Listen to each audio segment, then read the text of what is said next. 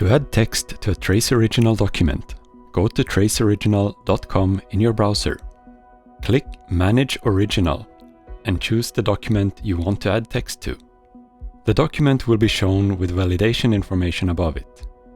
Present the key for the active document by clicking From Computer to use a key file, or enter the key manually in the box to the right of the document. Click Add Text in the menu to the right. The document will be scrolled down to an input field where you can write the text to be added.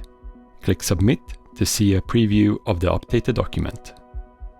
A preview of the updated document is shown. Scroll down to see the added text in the preview. When you are ready, click Submit to update the document.